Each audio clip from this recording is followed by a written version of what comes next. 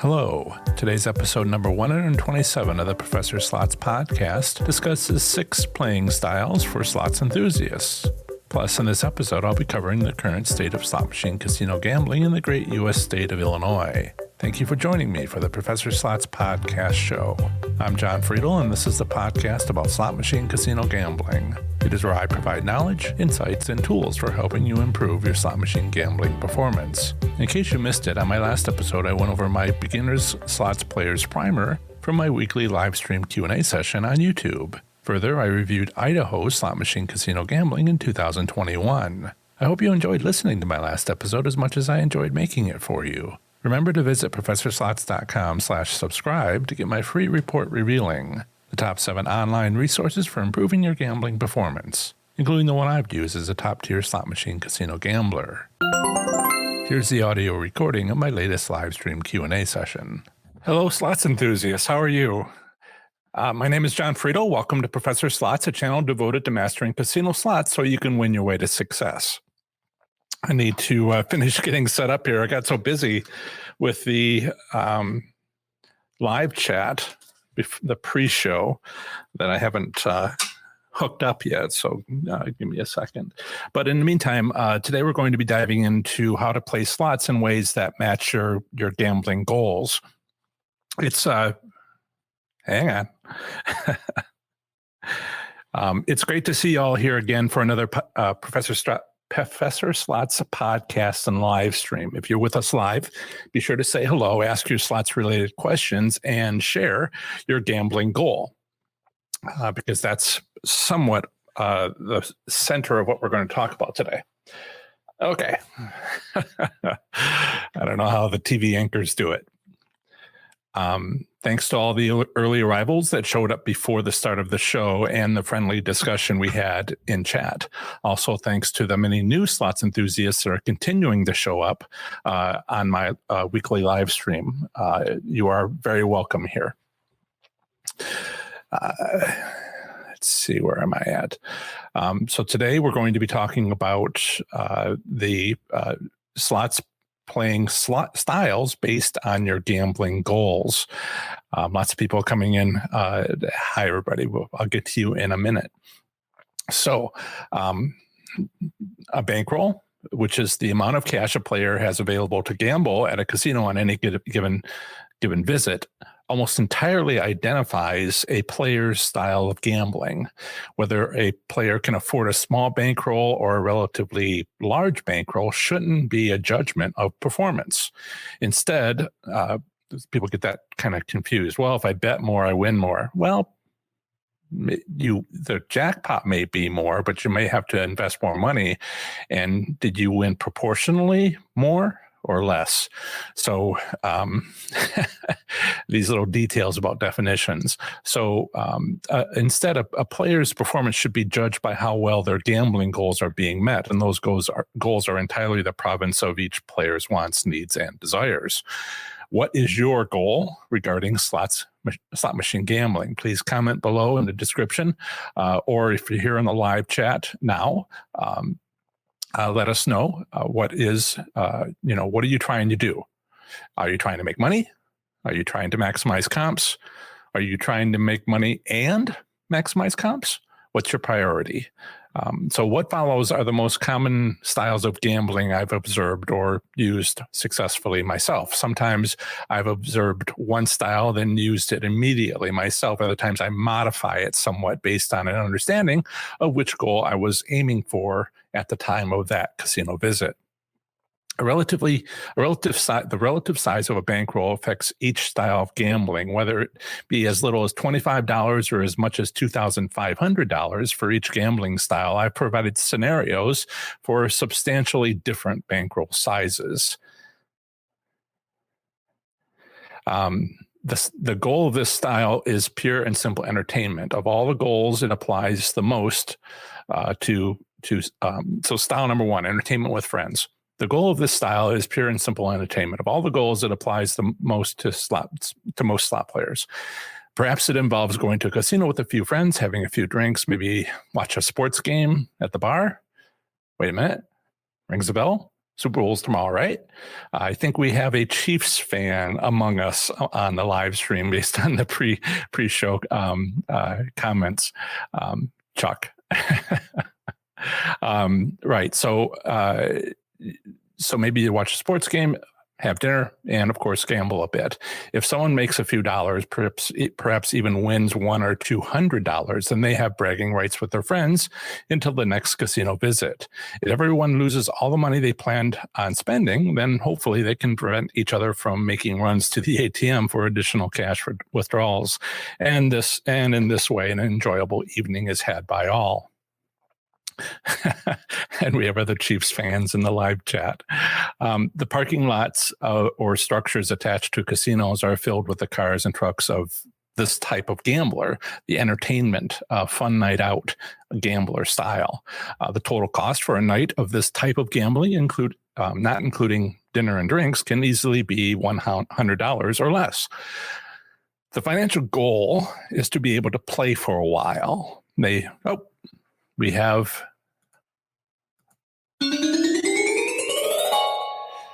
thank you, Chuck. Chuck has donated $20.15 on the live chat. Please consider doing so yourself. I am trying to make ends meet, and if I cannot make ends meet in the next few months, possibly up to a year, I am going to have to make changes, like not do stuff. So your donations are valued, and thank you. Okay. There's plenty of interesting things being said in the live chat, but I wanted to get to a lot of content. I have possibly 2 hours worth of material. So I'm not sure if I'm going to split this up. We'll see how far it gets. The priority is to give you some good information, not necessarily all of it at once. One thing I'm trying to do is not be quite so talking so fast and getting through too much when it's not really being digested well enough. So this is a topic I haven't talked about too much before. Bits and pieces of it, will be familiar to you, but talking about player styles is something I haven't done in any place other than in the book. So, right. So the parking lots are filled with cars and trucks of entertainment gamblers. The financial goal is to be able to play for a while. They may or may not be a member of the casino's reward club, but if they are, this activity level places them well below the lowest tier of play, and they're all perfectly fine with that.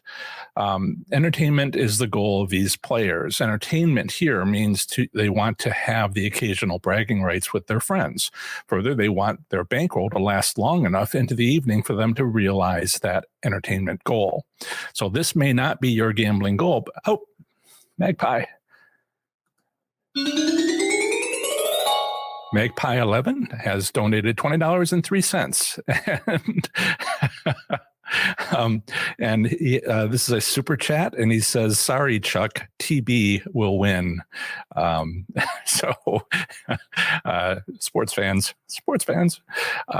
right? Thank you, Magpie 11. So, so they want their bankroll to last long enough. I'll try to avoid the Super Bowl the discussion taking place in the live chat. Further, they want their bankroll to last long enough into the evening for them to realize that entertainment goal that they have. And I also recommend not just entertainment, but having a secondary goal to try if you successfully achieve your first primary goal. If you are completely entertained, I would suggest joining the casino's players club if you haven't already. Then always use your players card when gambling in a casino. For many clubs, players points accumulate at a rate of about 1 point per $5 spent gambling via slot machines. Now, it might be $4 spent. It might be some other number. It really does depend on each player's club. But let's say it's 1 point for every $5. That's what I've seen. And it's one of the bigger ones out there, Caesars Rewards. So check with your individual players club for the exact ratio of dollars to points, as well as to understand the tier structure. For example, it can be a 4-tier or a 5-tier system. Again, how many points does it take to advance in a tier, and the automatic tier advancement possible? Is automatic tier advancement possible, perhaps on a probationary basis, if the player is already a high tier player in another casino's players club? So somebody just said, whoa, doggies, LOL, in the live chat. In players programs, earning points from spending money gambling is standard, but those earned or awarded points can be converted into credits. Some of you may know this, some of you may not, can be converted into credits that can be used to, you may know this or you may not, can be used to purchase a variety of goods from the casino or any other properties associated with the casino. Or these accumulated credits may be used to buy a meal or converted to free slots play. While player credit can be used for many casino purchases, food is often the choice made by many players. So because the food is relatively cheap for a casino to provide, often casinos will stretch player credits so that they are worth double for food purchases at casino restaurants. I'm going to have an example of this coming up. It is necessary to review a bit of the fine print of each player's club website or brochure. You can also ask questions of the casino employee at the casino's club counter, but they may not have one. One of the things casinos are doing lately is putting in electronic kiosks, and it's very hard to ask off-the-cuff questions on, something that's not a frequently asked question. Even then, sometimes you don't get a good answer from the kiosk. It doesn't offer it. But on the other hand, that's not unusual. It's not unusual to get no good answer from the person behind the counter when you actually talk to somebody at the casino's club counter, because they're not a member and they haven't been through this. And, not only are they not a member, they're not a high limit player. So they don't know anything other than maybe the first tier. And so there are plenty of times when I've gone to them and they just don't know the answer. And the website's pretty vague. They keep it that way. Little details I'm throwing there, little nuggets of gold. They keep it that way in the website so that they can make changes without having to notify anybody, and gives them some flexibility, particularly if there's like a big snowstorm and they have to cancel something. It's just a way of doing business. So it's hard to get good details on the players clubs, but I've had another video on that where I go into, talk to fellow players, so those who have been part of the program for a while, and make sure you get what you need. And I'll, again, talk a little bit about this in a moment.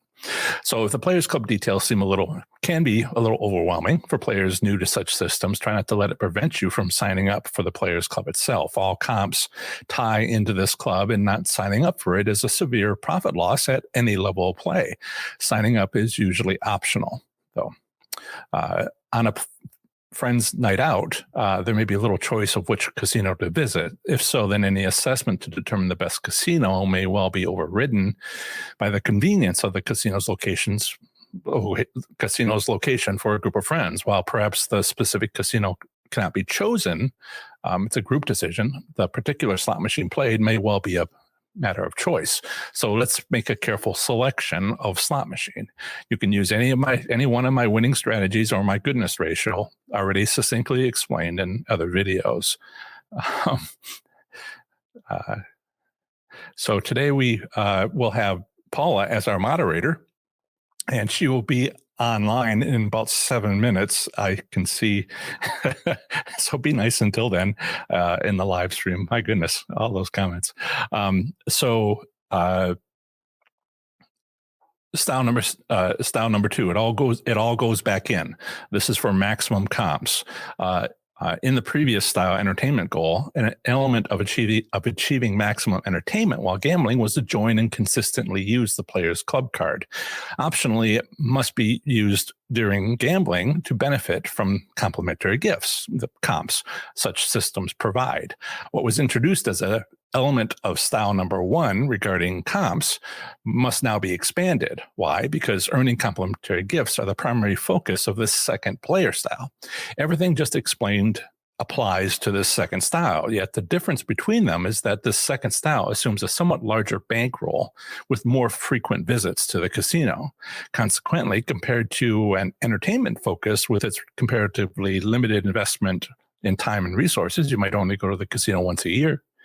It is possible to reach a higher player tier when the focus is entirely about achieving maximum comps with many more visits and potentially more gambling spend.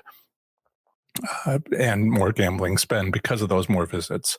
So casinos offer a wide range of comps to its patrons, especially to those in the higher tiers, although not always entirely limited to the top players. The simplest of these comps are more along the lines of promotions offered through bulk mailings to every member of the casino club. At higher levels, you tend to get a booklet, which would have coupons or at least,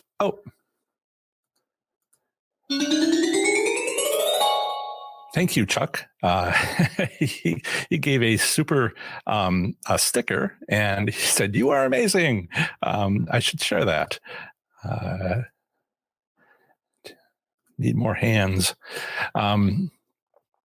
Right. So you can sign up for the club and maybe get some free slots play, but you also start getting mail flyers. But as you advance in tiers, you'll get booklets, and that's something that you want to watch for because they have a lot of value. Just when and where to show up, slots tournaments and other things that you'll be invited to. So as a top tier player, I've engaged in serious conversations with my senior executive host regarding personal interests such as favorite foods, sports, and hobbies. So they have, the casino can assign trained staff to you to cater to your needs and interests. At first, I was puzzled with all the interest from my host. As you may know, I went from lowest tier to top tier in 6 weeks and skipped a couple, 1 or 2. I don't know if it was the same time, 1 to 3 to then 4. Didn't even do 2. It lasted like 2 days or something. But I wasn't aware of comps, and I wasn't interested in comps until I started asking. So, what do you mean by comps? So at my early stage of gambling, I was quite successful, and my gambling goals were focused on cash flow and detecting winning patterns when playing slots. And I was utterly oblivious to almost everything else going on around me, including the simplest of comps. To do myself justice, I admit that I had little information to go on at first. I knew little of the Players Club or the advantages of joining it. I progressed so quickly through multiple Players Club tiers in that first 6 weeks, I skipped an entire tier without even noticing I'd done so. Any monthly player program booklets and other mail flyers went unnoticed. Even if, in 6 weeks, there might have been one towards the end, I had to get into the program. Everything happened so fast. So after 4 weeks of slots gambling, I had yet to go to the players counter at the casino to get my players card status updated from the first tier. It was only when a fellow player, high tier player, high limit player, Dustin, noticed that I hadn't, despite all my playing and winning that he had witnessed and then he suggested I do so. It was the look of pity in his eye when I questioned whether it was necessary that convinced me I was seriously missing out on something important, and I wouldn't want you to do that. It wasn't about getting a new card. He was trying to tell me there was this thing called comps. I was missing out on all the complimentary gifts, meals, gifts, cruises, trips. After updating my player's card status to the top tier, I actually had to inform them that I had reached the criteria, and then they had to check to make sure to invite me. And that took a couple of days. This was 7 stars in the Caesars Rewards program. I did it 2 years in a row. It took longer the second year, longer than 6 weeks. So my host, I was assigned a host. My host, a senior executive staff member working for the casino, specifically assigned to me to look after my wants and needs. That was strange. I mean, you can imagine, right? So whenever I showed up at the casino, no matter how busy it was, within 60 seconds of putting my player's card into a slot machine, that first time, someone in a suit was standing at my elbow asking if there was anything I needed, ignoring everybody else around them. I mean, they would walk through the crowd of people that might be in the high limit room. It was a busy time, and they were like I might have mentioned before, busy. A lot of people were winning, but the host would walk through this crowd and everybody would be like, "Hey, I have a question. Where are you going? Why are you walking away?" Because they were plowing through that crowd in the high limit room to get to me and to ask me if there was anything that I needed, which is, they were quite serious. If it wasn't my host, it was another member of the staff explaining that my host had the day off, but could they help? Have you ever imagined what it would be like to have a personal assistant? If so, you're getting the general idea of this relatively unique experience. For a comps goal, focus on determining if receiving $10,000 per year in free stuff seems like it would be a gambling priority. In other words, is maximum comps your primary gambling goal? Let's see here. I missed showing Magpie's super chat. Right. So got to keep up with the live stream. So if you think that $10,000, is a gambling in comps and free stuff is a priority, then maybe that's your primary gambling goal. And also remember, $10,000 per year is a low number. I recorded $9,735 in comps over my last 5 months of active gaming when maximizing comps wasn't even a gambling goal I fully understood at the time. So yeah, you can go over 10,000. You might say that's a lot of $100 stakes, but there's other things that I got: televisions, food processors. I think I got 3 bread makers.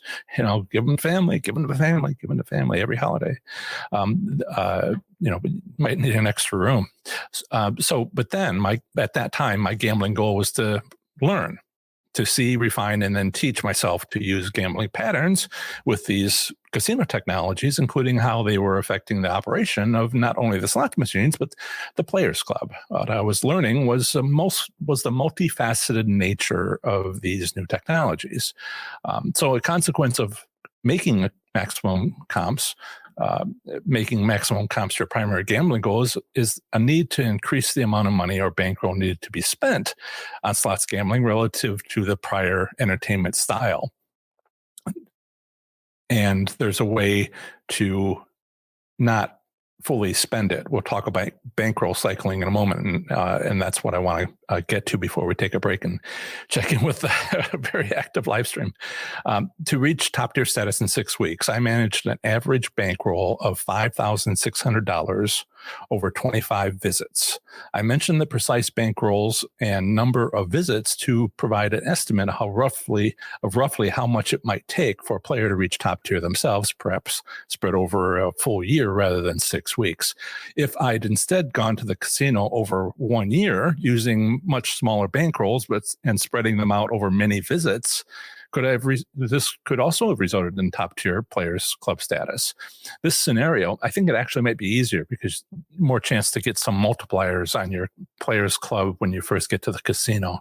There's a limited number of that for those 6 weeks. I think it happened like once or twice for that day. Just relatively easier over a full year. So many people get so close to reaching that status by the end of the year and then fall short, maybe because the casino's closed for 2 months. So there's all kinds of discussion to be had about that. And that's, again, another video. So this scenario assumes casino conditions remain favorable as they were during my 6-week catapult to top tier status. It's just as possible this assumption won't be valid for your favorite casino, but it's also possible that one of my winning slot strategies will work at your casino. So maximizing comps usually requires putting all the winnings back into the machine, at least initially. Once the player tier of interest has been reached, then it may be advantageous to switch to another gambling goal. So imagine a player, let's talk a little bit about these numbers. Imagine a player is betting on an ideal slot machine, right? These don't exist, ideal slot machines. And let's say the player has a bankroll of $3,000 and that this ideal slot machine has a 90% odds of winning, which is to say, on average, over the long term, and we'll actually compress this down and say, ideally, in the short term, you get back 90% of what you put in. And so let's say this, a player takes this $3,000 bankroll, puts it in the machine, and every time he spends all of it, he gets 90% of it back. And let's say he does this for 20 bankroll cycles. What is the amount of bankroll remaining after each cycle? How much was spent in total? What was the player points earned, as well as the corresponding conversion of those points to player credits? I've assumed that points are earned at 1 per $5, which is those points. Well, 100 of those points equals 1 credit. So I have a table which I'll show you. Let's do that. Yeah, here we are. So let me show you here. So your initial bankroll on when you first sit down at the slot machine is $3,000. You spend all of it. Because you spent all of it at the rate we were talking about, $1 point for every $5 spent in rewards points, you got 600 rewards points. You might have first tier might be 0 to 5,000 points.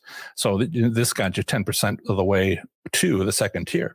If on this Players Club in general, I'm using approximate numbers and general numbers. You check your Players Club card program to see what it says. Let's see here. I want to make sure I don't have. Oop, did you already? There's Chuck. Yes, I wanted to share Chuck's. Go Chiefs. Right. So again, sit down, put in $3,000, spend the $3,000, but you won 90% of it. So when you start your second round on this winning with this slot machine that is cycling bankrolls, you have $2,700 because that's what you won with spending $3,000. So you spend $3,000. You spend the $2,700 and you win 90%, which is $24.30. But you added to your $3,000 spent. So now you've spent $5,700. And so it goes. You take the 90% of the $24.30 and you win $21.87, and you get 90% of that back and 90% of that back and 90% of that back. And over here in the total amount spent, you can see how quickly it climbs. Now, maybe you don't have a $3,000 bankroll. Maybe you have a $300 bankroll. Well, just take a 0 off each one of these. So let's say this is 300 instead of 3,000, and this is 270, it's 243, 218. And so you could end up with $300 bankroll, cycling it 20 times until it got down to $40.53. You could easily have on this average ideal turnaround with 90% odds of winning, you could have spent $2,635.27 of your $300 bankroll and still had $40.52 left. So I did this 28 times. I took $3,000 in, and in 6 weeks, I came in 28 times. Which is not every day. And I got to this number here being $750,000. Also, this is putting in $3,000 and getting out $405, but I was winning money more than I was losing. I wasn't losing at a 90% rate. I just put the $3,000 in, and any winnings I put in my pocket. So yes, it went down to 405, but I ended up having $4,171 on average on each of these trips. All right. So I wasn't just bankroll cycling. I was also winning. And we'll talk about that distinction in a moment. So, get up to this. I had 5,271 points from this session on this one slot machine. And I had gotten 1% of that back as rewards credits that I could spend at a shop in a casino for $52. So that's typical. And if it's 3,000 or 300, you can adjust the decimal place here. So it's a little astonishing how much money that you can spend, but you never actually see $26,000. You just you only saw the $3,000 and whatever you won.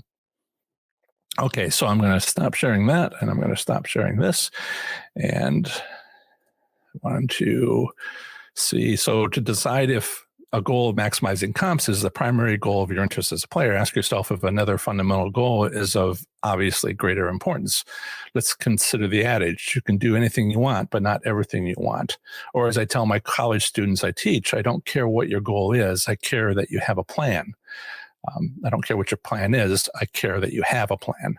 So I certainly understand a goal of more significant take-home money can be quite desirable, but it's cash in hand.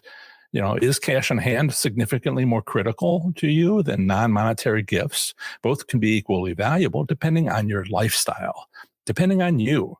For example, are you readily able to travel? If so, then the travel comps can provide trips to many destinations. A player needs to understand. I was just talking to someone on a consultation yesterday, and they were telling me about, yes, we got the rooms paid for, and we're going to go do this, and no names and location, and $800 room credits. We can spend that on the slot machines, and for their 4-day trip, you can get some good deals, but not if you're not interested. If it's not part of your, the value of comps is based on your personal needs and interests. If you already travel a lot and would like to travel more, perhaps with friends and family, there you go. Or maybe, the comps can help you do that. I've had free trips to Vegas, including airfare and a limousine to and from the airport. That was wonderful. Then I took my family and on the second trip, on the second time, and they delighted in the limo.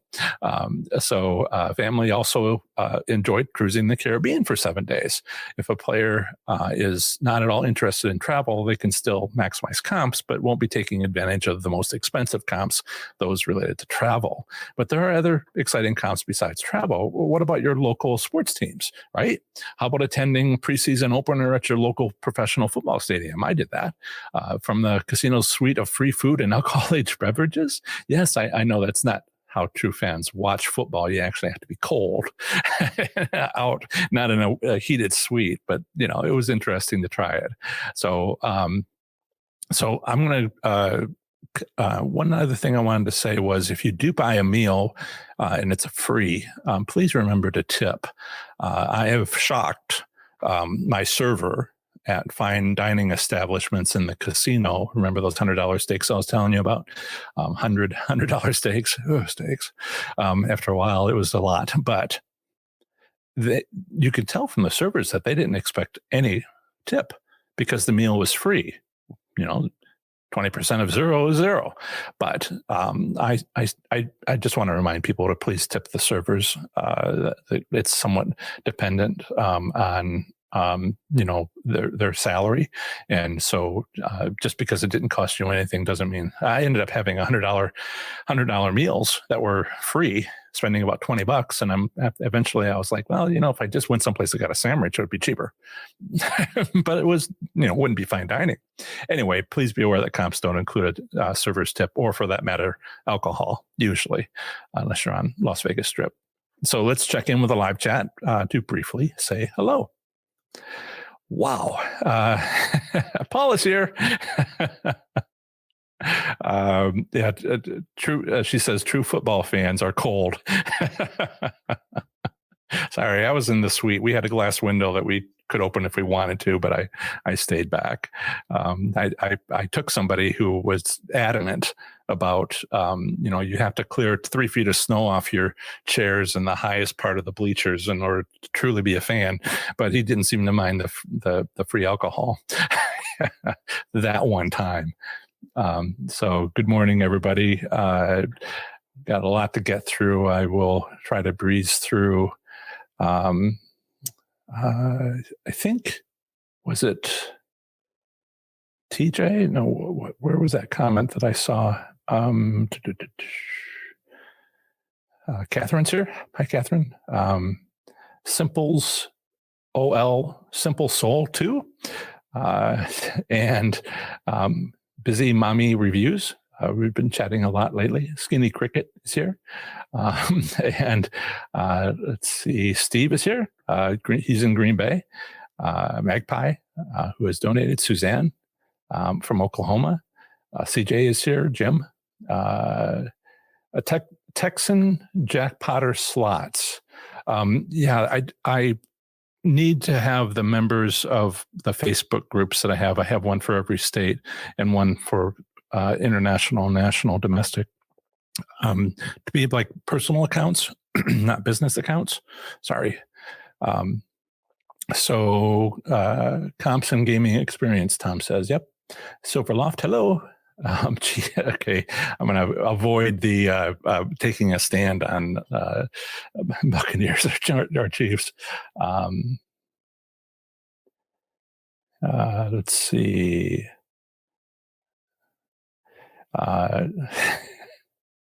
Silverloft gave me some good advice. Thank you. You know what you said. Susanna.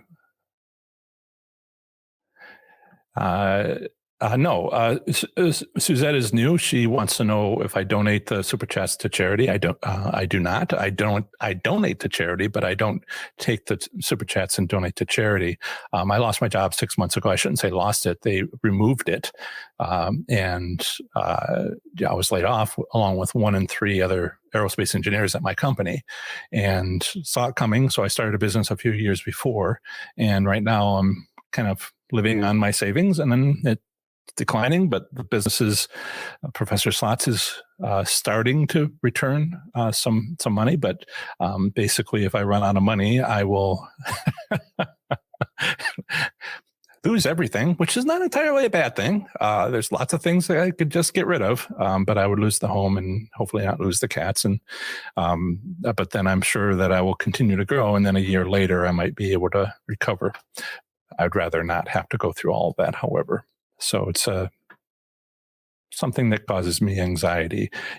And I will say your donations would be very much appreciated. It would help me to continue to be able to have these live streams and answer questions and have consults instead of going quiet for a year or more. I don't want to have to do that. Right. The hardest part is leaving. I know exactly what you mean by that. It is hard to leave the casino. Let's see. Suzette says, I'm listening to every word you're saying. Well, in case you missed some of this, you can also check. I don't often mention this, but I truly believe in providing a transcript.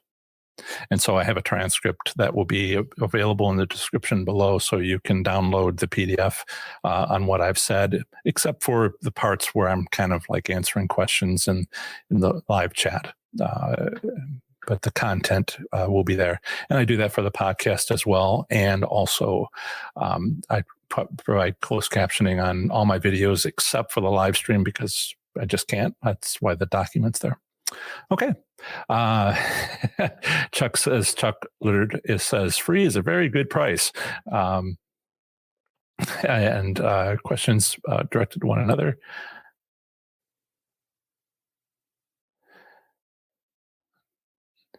Dave K said he recently recognized the style of slot machine that groups 8 to 10 spins into a make-believe bonus spin using wilds as groups, usually empty spins.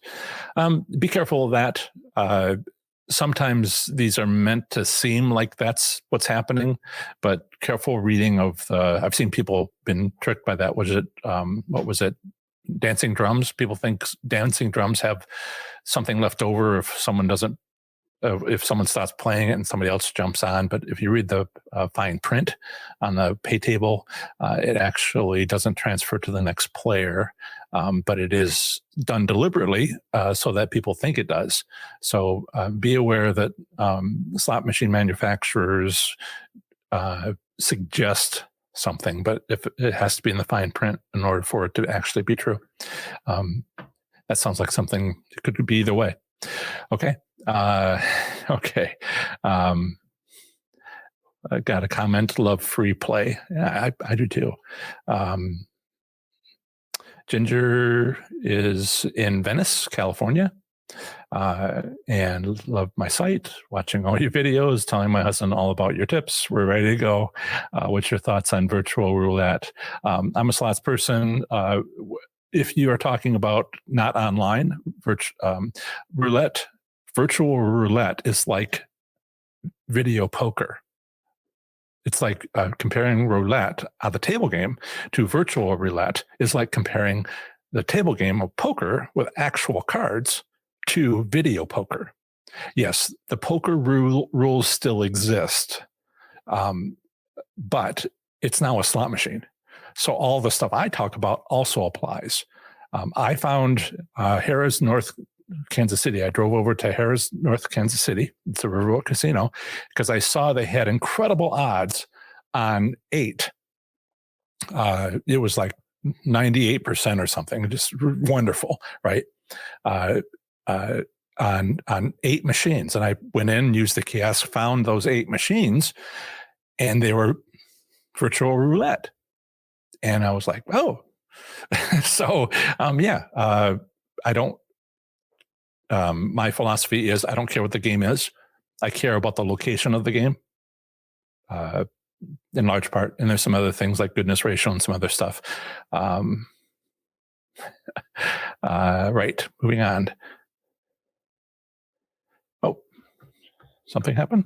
It did. Darla. Thank you, Darla.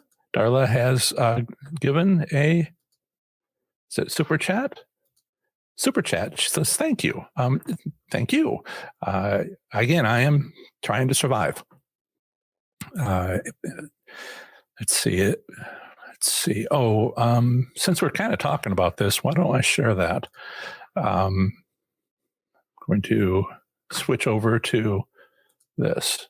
So if you go to professorslots.com, some of you may be shy, and there is a little $sign at the bottom of the live chat that you can click on, but all the people who are listening, watching later won't have this to click on, and won't have, people listening on the podcast. So what you can do is go to Professor Slots. See, I need to put it in the HTTPS. I'll put this in the comments and say it out loud for you.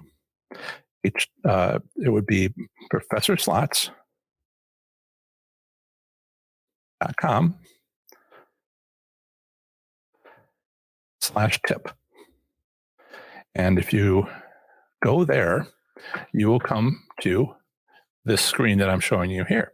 It is PayPal, and you can choose to donate with donate. You can give me a tip with using your PayPal account or with a debit or credit card, any amount that you care to choose. And this is where you'd go to do that if you don't want to necessarily do it in the live chat. Maybe you're not here live, and that is appreciated, as I mentioned. Right. So, my goodness, there's so many of these. I need to get back to our content for today. Okay. Lots of food discussions. I guess I brought up food. Is it lunchtime?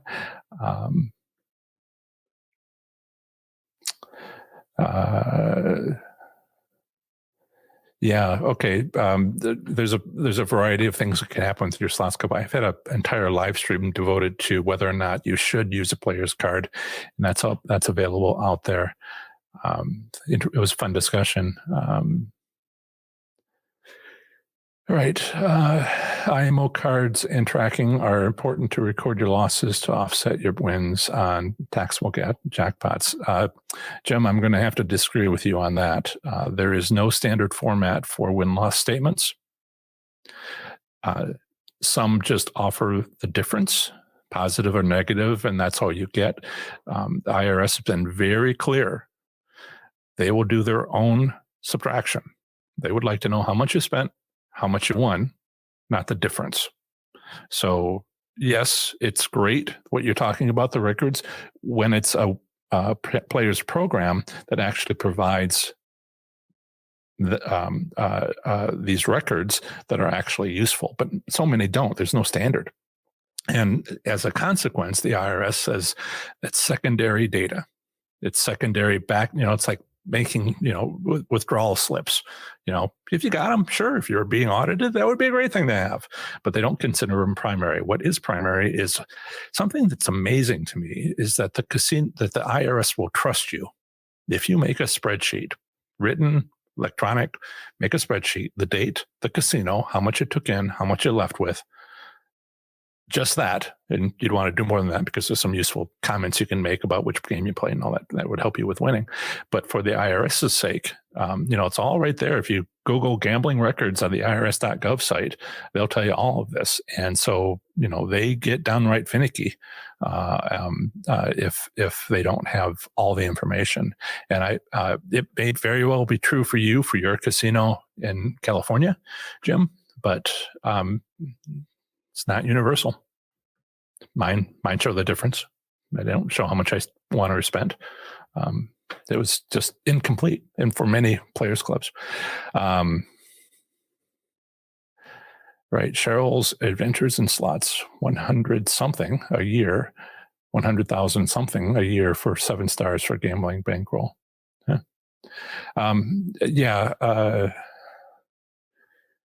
Don't want to get it down into the weeds. Porterhouse. Okay, we're still talking about steaks. Ginger can believe it. I survived the casino fire at Pachanga in Temecula, California. Out of my so you were in a hotel, the casino hotel. Drank by the pool in your bathrobe, and they compensated by giving you a suite. Wow. I was stuck in a snow. I was at the casino for long hours, and it snowed and then got really bad. And the hosts started coming around. Everybody that was still in the casino, it wasn't a lot of us, even though it was a big casino. They said, "We got a room for you. It's too dangerous. Don't go home. We got a room for you." And it was all comped, and that was just for not just high play. It was anybody in the casino. So there was stuff like that can happen. I like, is it Golden Nugget, the one in Lake Charles, Louisiana? They housed the electrical workers. I think it was Jan that told me this. Housed the she sent me a report or something, a news article, and they housed the electrical workers so that they would have a place to stay to sleep when they're after the hurricane. And I still feel fond for them. I mean, one of their hotels had the roof blown off, but the other one is apparently where they put them. I don't think they put them in the hotel with the roof blown off. There's video of it in the news. It was Slot Grammy is here. Hi, Slot King. There's actually a guy in Australia. I think he's getting into his mid 80s at this point, and he was very popular with progressive slot machines back in the 70s. And he calls himself the Slots King, SLOTZ. So, I don't copyright in place for that with Slots King, but thank you. Lots of conversations here.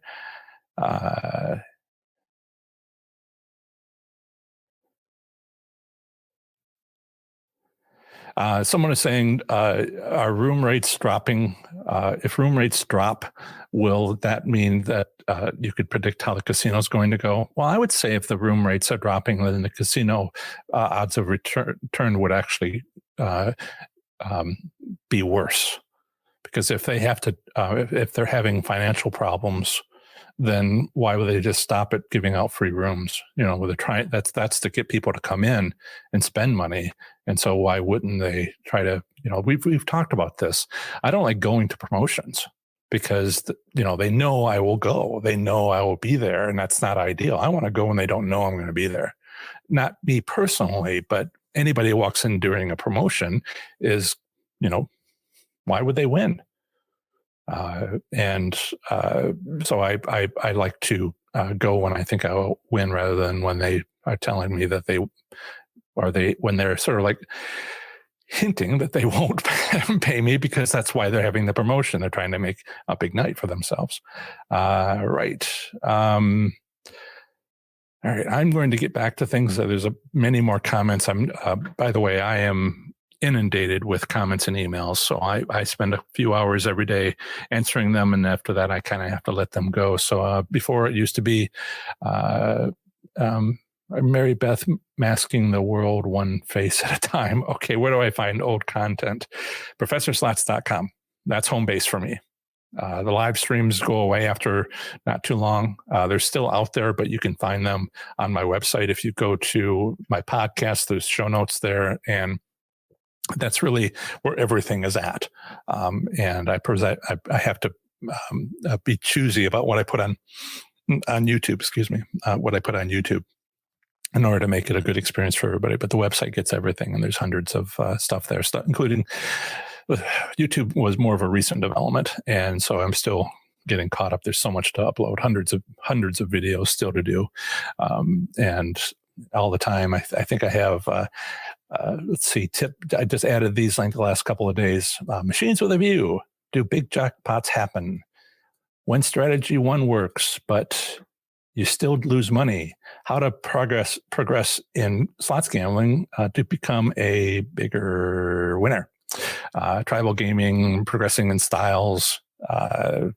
Yeah, so there's a lot to get to, and I am bumping up the number of videos. I'm getting back to the content, but I'm bumping up the number of videos to hopefully one per day. Well, I don't know quite how much I can manage to do in a week, but I'm going to push myself to do more. All right.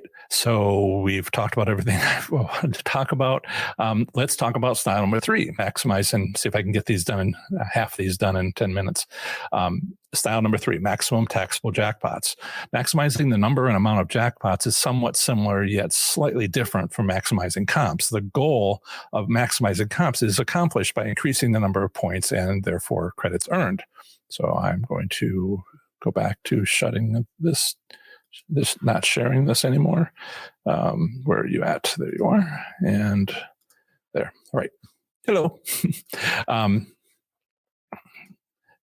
So where was that? Oh yeah. Hundreds of videos. Yeah. I wouldn't mind doing one a day for the next year and have, put up 365 of them. Thousands eventually. Yeah. Lots to do.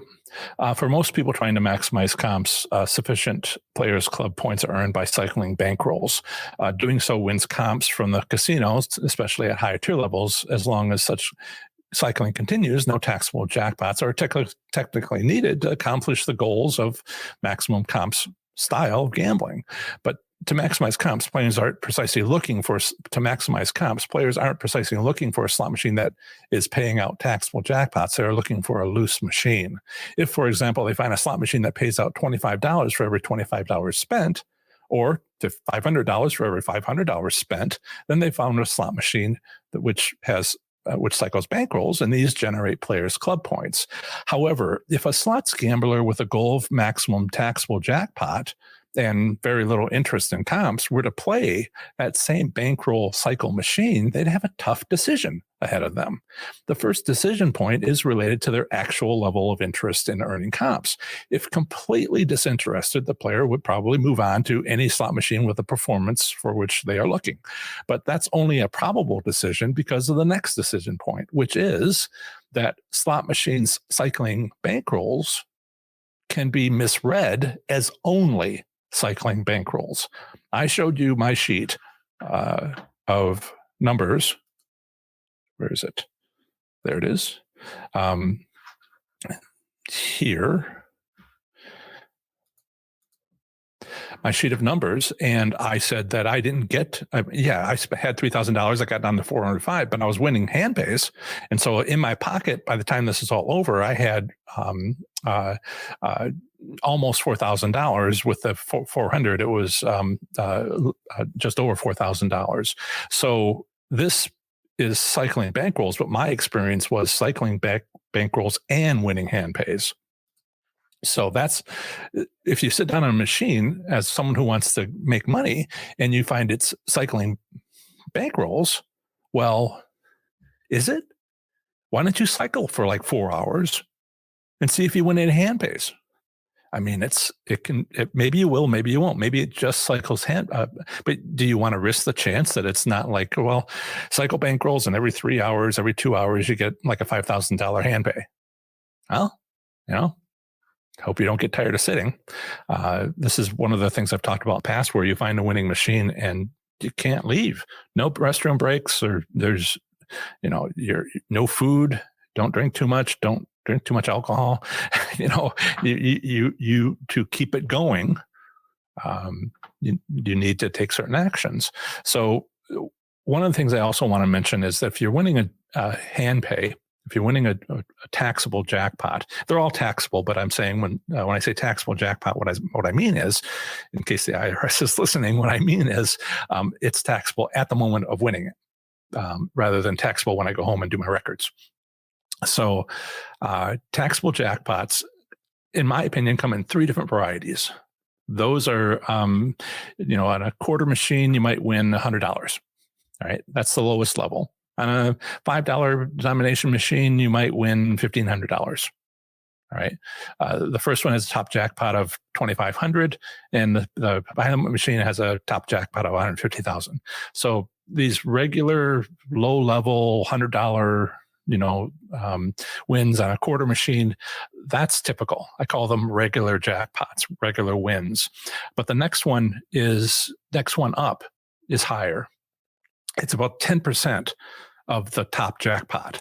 So if you won $250 on a 25-cent denomination slot machine, or you won $15,000 on a high limit machine, which has a maximum jackpot of $150,000, those are rare. Now, I've had enough taxable jackpots, W2Gs, in order to be able to look at it and go, it's really interesting that every 30 hand pays, every 30 taxable jackpots, 29 of them were these, $1,500 jackpots, maybe up to $5,000, something in that range on a $5 denomination slot machine. 29 of them were, but the 30th one, right around the 30th one, every 30 out of 90, it was 10% of the top jackpot, $27,000, $14,000, where this is rare. And of course, I've never won the top jackpot. I won the top jackpot on a quarter machine once. It was 4,000 credits. I won $1,000 for 4,000 credits on a quarter machine at my second casino that I ever went to. Other than that, I've not done it on a high limit slot machine. Right. How are we doing on time? Not much. Style number 4 is the hummingbird, which is, you want to assess the casino. You want to try different slot machines. How do you know if something, if a slot machine is bankroll? If it's bankroll cycling? Well, you have to play machines and play machines and play machines, but make 20 bets. See what happens. And if it doesn't do what you're looking for in any, comps, blackjack, jackpots, any kind of wins whatsoever, stop. Go to another machine. I call this the hummingbird approach. So this is how you learn a new casino, discover whether, try. You have to play in order to see if you might win. But 20 bets is enough. And just see what happens. And of course, there's all the winning strategies and other things that we could talk about. But before you start playing in a new casino, just watch the floor for a while, perhaps a whole hour, and note activity and get a feel for the place. What you also want to listen for is the sort of like noise level. I don't mean a lot of people come and go. I mean, sometimes they're happy and sometimes they're not. And when they're happy, they're loud. And when they're not, they're quieter. And why are they happy? Because they're winning at slots. So that's the time to play. So in order to be able to tell if a place is louder than usual, you have to know what usual is so you can compare. And that's what you want to do when you first get there and see if it's, just hang out for an hour, see what it's like. And then bet 20 bets per machine until you find a machine that cycles your bankroll. And maybe if it cycles your bankroll, every hour or two might give you a hand pay. I'm being succinct here. So there's a style number 5, and I mentioned this one. It's employees of another casino property, right? So you have someone in the casino they're playing, but they're actually work for a different casino. So, their job 8 hours a day, 5 days a week is watching other slots players as they work to pay hand pays. or they're slot mechanics, or they're in the food services area. They just see a lot of this. And so they see stuff, but they can't use it at their casino because most of these people, most of the time, can't gamble at the same casino. Some of the foods personnel I know can. And the rules are always different. But what you want to do is, yep, I'm good.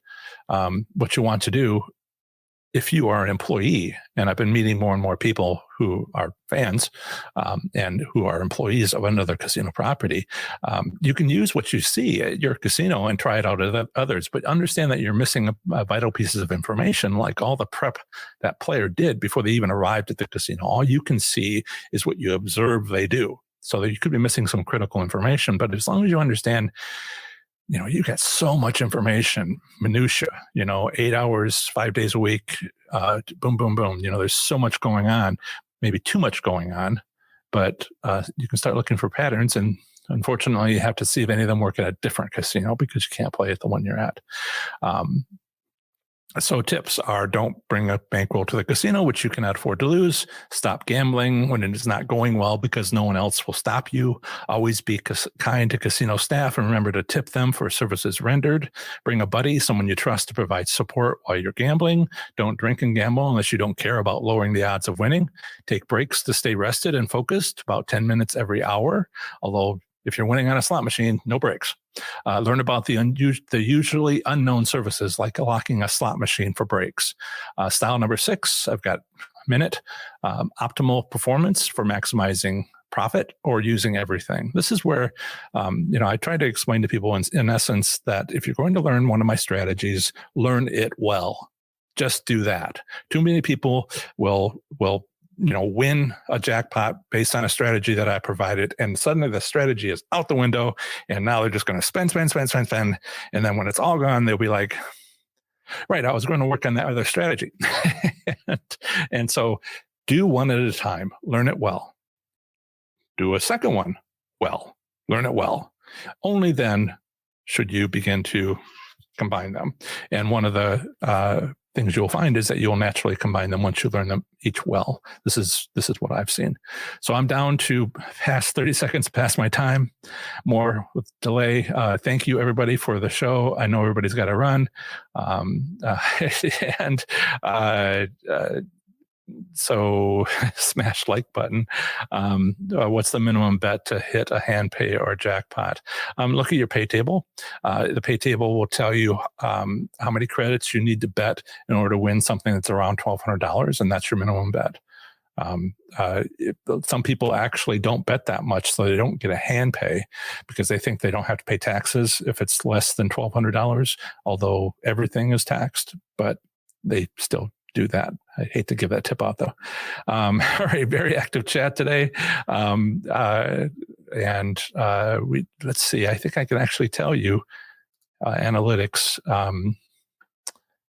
No, I guess I can. All right. So thanks, everybody. If you're on the podcast, we will be switching over to Illinois slots in 2021. Got some interesting stuff going on there. I think they're deciding to call Chicago the Las Vegas of the Midwest. It's so much going on. So in any case, thanks, everybody. And I will, have fun, be safe, make good choices. Bye. Remember to visit ProfessorSlots.com/subscribe to get my free report revealing the top 7 online resources for improving your gambling performance, including the one I've used as a top-tier slot machine casino gambler. This is the next segment of the show on slot machine casino gambling. Here I provide a brief overview of the current state of gambling in a U.S. state, territory, or the federal district, emphasizing by far anything of interest to slot machine casino gamblers. Up next is Illinois slot machine casino gambling in 2021. Here goes. The Illinois slot machine casino gambling consists of 10 riverboat casinos and 2 proposed commercial casinos, as well as video gaming terminals, VLTs, in small businesses approved by their local municipalities. The minimum legal gambling age in Illinois depends upon the gambling activity. For casinos and poker rooms, it's 21. For bingo, the lottery, and pari-mutuel wagering, it's 18. The Illinois Riverboat Gambling Act, enacted in February 1990, legalized riverboat gambling on open water outside of Cook County. This restriction protected wagering on horse racing in the Chicago area, originally approved in 1927. Since 1990, Illinois has offered only 10 gaming licenses for riverboat casinos. Originally, riverboat casinos in Illinois had to cruise, but a new state law in 1999 allowed permanent docking and authorized to have 1,200 gaming machines, including positions available at table games. In 2005, the Illinois State Legislature established an admissions tax of $2 or $3. Admission is $2 at Jumer's Casino Rock Island and $3 at other riverboat casinos. Illinois riverboat casinos also have restricted hours of operation, closing for 2 hours each day, usually around 6 a.m. to 8 a.m. In 2009, the Illinois State Legislature passed the Video Gaming Act, allowing video gaming terminals in, quote, licensed retail establishments, truck stops, veteran and fraternal establishments, end quote, with approval by their local municipalities. There are 7,710 such licensed establishments. On June 28, 2019, Governor Prichner signed the Illinois Gambling Act into law, making significant changes to gaming regulations in Illinois. These changes include 2 proposed casinos, the Hard Rock Casino Rockford and Southland Live Casino in Calumet City. Once approved, these proposed casinos will be the 2 largest casinos in Illinois. The Illinois Gaming Board hosts a website with extensive and thoroughly detailed descriptions of its state gambling laws for casino gambling and video gaming. Next up is a usually short statement about slot machine private ownership, which I have included in case you live in this U.S. state and are considering owning a slot machine. Here it is. In Illinois, it is legal to own a slot machine privately if manufactured 25 or more years ago. The Illinois Gaming Board, IGB, provides gaming regulations and tax collection for slot machine gambling activities in Illinois. It also has gaming control commissions for other forms of gambling, including the Illinois Lottery and the Illinois Racing Board. Further, the Illinois Casino Gaming Association represents 9 of Illinois' 10 riverboat casinos. The ICGA provides statistics on charitable giving by the riverboat casinos as well as supporting responsible gambling. In this section, I'll discuss Illinois gambling establishments. Illinois has 12 commercial casinos, 2 of which are recently proposed casinos not yet under construction. The largest casino in Illinois is Hollywood Casino Joliet with 1,177 gaming machines. The second largest casino is Paradise Hotel Casino with 1,172 gaming machines. There are 12 commercial casinos in Illinois. As usual, when there are too many casinos to mention here, a complete list along with a casino map are on my webpage for the state at professorslots.com/il. Furthermore, as of February 2021, 7,710 retail locations in Illinois offer 37,159 active video lottery terminal gaming machines controlled by the Illinois Gaming Board. Given Illinois' 10 riverboat casinos each have 1,200 slot machines at most, VLTs at local businesses equate to nearly 31 casinos of a similar size. Illinois has no federally recognized American Indian tribes. Therefore, there are no tribal casinos in Illinois. As an alternative to enjoying Illinois slot machine casino gambling, consider exploring casino options in a nearby state. Bordering Illinois is to the north, Wisconsin, to the east, Indiana, to the southeast, Kentucky, and to the west, Iowa and Missouri.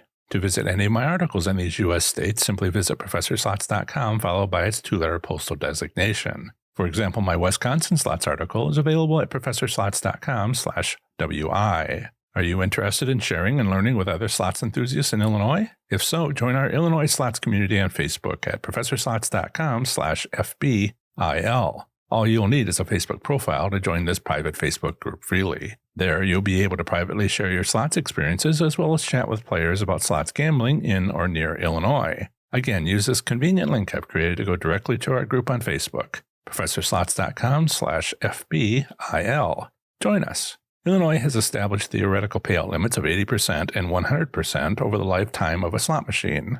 Further, the IGB provides monthly return statistics for video gaming. In the month of November 2020, the statewide average player win percentage was 91.8% for all VLTs. The Video Gaming Review Reports search tool under Monthly Reports allows anyone to find the player win percentage, that is the amount won divided by the amount played, for each of the licensed 7,000-plus retailers offering video gaming. In summary, Illinois slot machine casino gambling consists of 10 commercial casinos, 2 proposed casinos, and VLT electronic gaming machines at local businesses such as bars, restaurants, and other licensed non-casino locations. In the last year, Argosy Alton Bell Casino changed its name to Argosy Casino Alton. Further, Rivers Casino will no longer be a riverboat casino per a 2019 ruling by the Illinois Gaming Board. Remember to visit ProfessorSlots.com/subscribe to get my free report revealing the top 7 online resources for improving your gambling performance, including the one I've used as a top-tier slot machine casino gambler. Part 1 of the next episode of the Professor Slots podcast will include a live stream Q&A session on YouTube. Remember, my weekly Q&A session on YouTube is on Saturdays from noon until 1 p.m. Eastern Time. Bring whatever slots questions you have, and I'll do my best to answer them. An easy-to-remember link to my YouTube channel is youtube.com/ProfessorSlots. Feel free to stop by any time during my hour-long live Q&A session. Part 2 of the next episode of the Professor Slots podcast is another brief overview of the current state of gambling in a U.S. state, territory, or the federal district. Next time, I'll be talking to you about the great U.S. state of Indiana. That's the end of another great episode of the Professor Slots podcast. Thanks so much for listening. Show notes for this episode are on my website at ProfessorSlots.com/episode 127. I plan to have the next episode come out very soon for you, where I'll have more amazing content for the show. Until the next episode, have fun, be safe, and make good choices. Bye.